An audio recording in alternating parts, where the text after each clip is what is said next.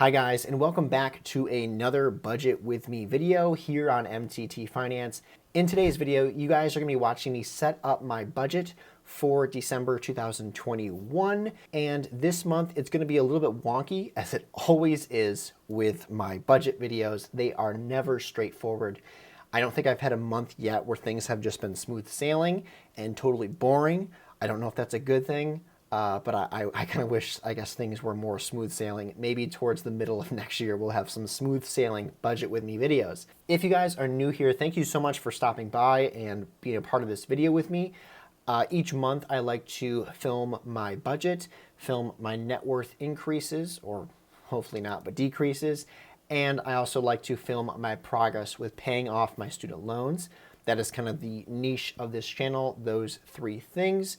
And I would just say that if you are like me and you have financial goals, I think one of the most critical things that you can do right now, if you don't already have it, is set up a budget. I know with me personally, I didn't have a budget for quite some time. And what it led to wasn't necessarily overspending, which a lot of people assume if you don't have a budget, you're going to overspend.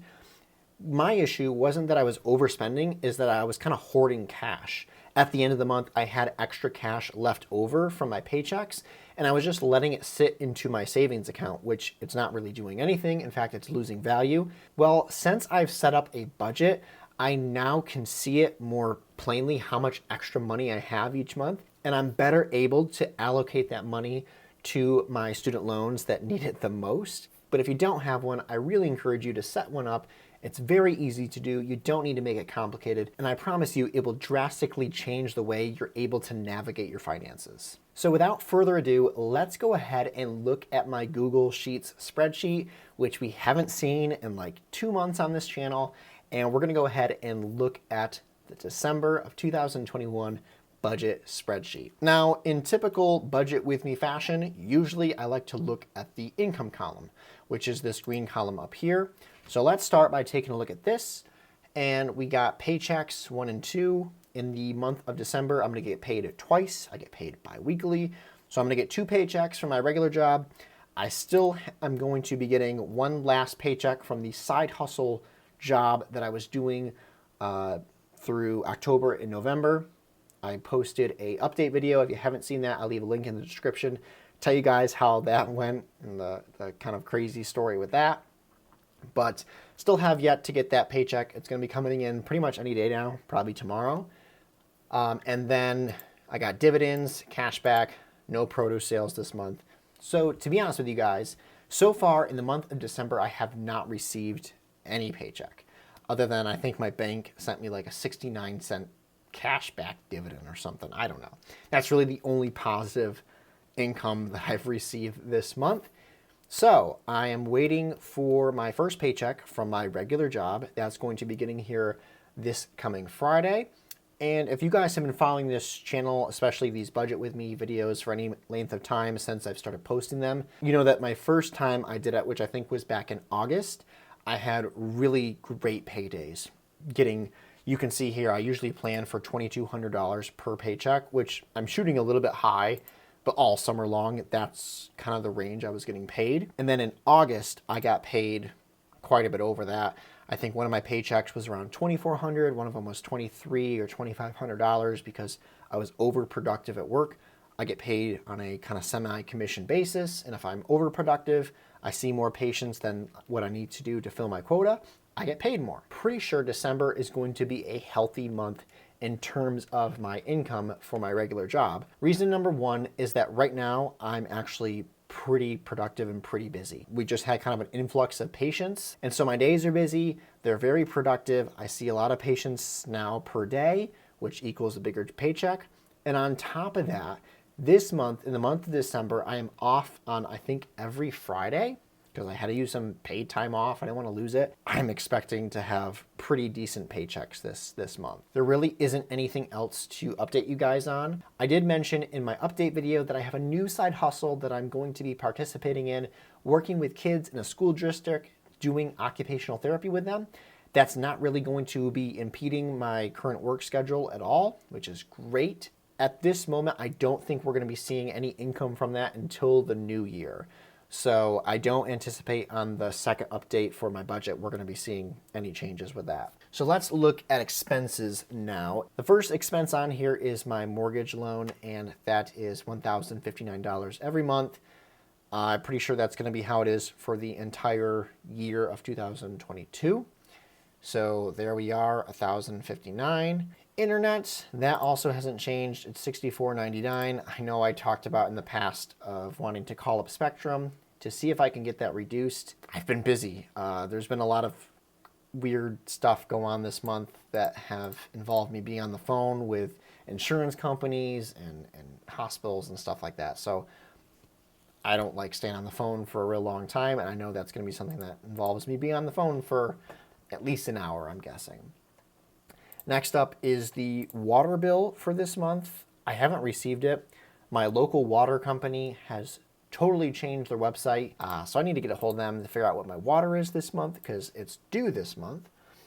My car insurance, here we go. Here's an update for you guys. Back in 2020, sort of towards August, October, I added my wife's vehicle onto my plan. And at the time, she was commuting back and forth from school. And it wasn't a big drive. It was like a less than 10-minute drive each day, Monday through Friday. But that still went into their factoring of how much they need to put into the premium. Well, anyway, since then, my wife has worked at home. She is a hairstylist. She has her own salon in our house. And so she doesn't really drive anywhere. She might drive to the grocery store, which is like 3 blocks away. So I went into the Geico app and updated. I didn't realize it until Geico actually prompted me to make sure my credentials were still the same. And I went in and updated it. And when I updated it, I actually got it reduced down to now $105 a month. I think it might be $105.02. But that's nice because, as you can see here, that's $13 less than what I was paying every month. My advice to you guys is to make sure that your stuff is up to date with where you're commuting to. My phone bill hasn't changed. That's still $101 for my wife and I's phone each month. Next up on the list is my gas and electric bill, and it's to be expected that during these winter months, it's going to be higher because we're running heat more. Now, I have mentioned before, I think it was in my house update video, where I talked a little bit about my house and its features. I'll leave a link to that in the description if you want to check out my house. My house has a great R value, very well insulated. Now, this month, they've already informed me of what it's going to be.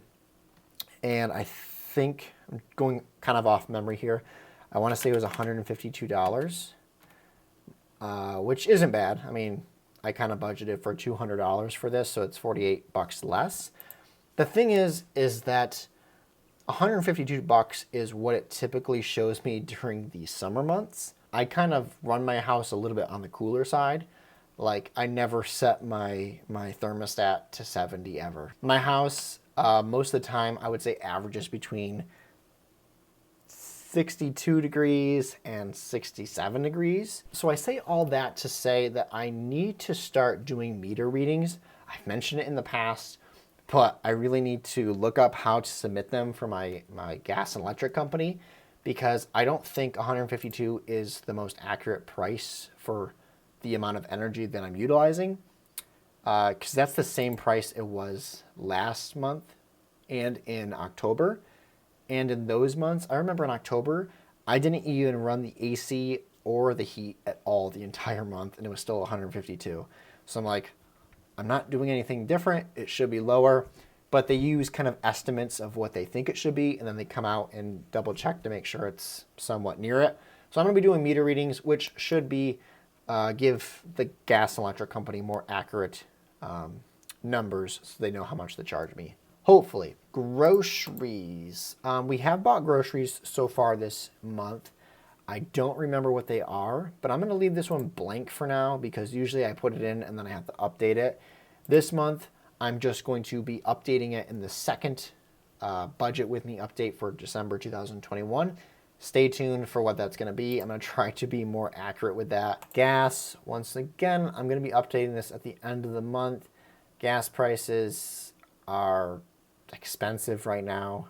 I think when I made the last video in October, we had just crossed over the $3 mark, and now we're like, at least here, we're 40 cents more than that. Gas, I think for regular is $3.40. It was $3.49 for a while, but most places are down to $3.40. And I really don't see anything that's going to reduce the gas price, which kind of stinks. But there's just some things in life you can't avoid right now, unfortunately. Fast food. I budgeted out 20 bucks for fast food. I don't think I've spent any money on fast food. The other thing we have to talk about for the budget with me, and I mentioned this at the beginning of the video, was that we obviously have Christmas presents to buy and to purchase this year. I've already done all my Christmas shopping, and I need to add a line item in here, and I'll probably do that at the second video. But so far, I had to add everything up.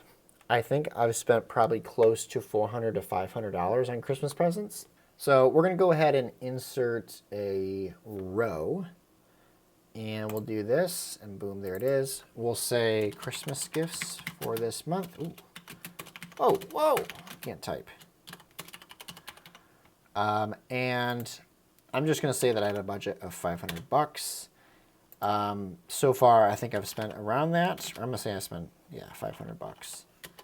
I'll go through and double check to make sure that's accurate, but I'm almost positive that within 10 bucks, that's where I am, about 500 bucks. So the challenge for myself and to you guys, if you struggle with this as well, is during this time of year, whatever financial situation you find yourself in, whether you're doing great, whether you're doing not so great, whether you're doing kind of in the middle, is to just be grateful and show gratitude for what you do have. I know that's kind of the challenge. I'm talking to myself here, like that's what I need to do. I need to not get so worried about the numbers on my budget, not get so worried about how much I can chuck at my student loans, because at the end of the day, like those things are nice to be able to do, but it's not the super most important stuff in life. So that's kind of just my challenge for you guys watching this video. Maybe you don't need to hear that. Maybe you're already super grateful and you're not discontent. But I just find with me, especially around this time of year, it's easy for me to point my finger at other people who are discontent and showing signs of being materialistic, and then I myself do the same thing. That's just my 2 cents. That's me being honest with you guys, my viewers. But I thank you guys so much for watching this Budget With Me video. So stay tuned for the second update this month. And until then, have you guys a Merry Christmas and Happy New Year.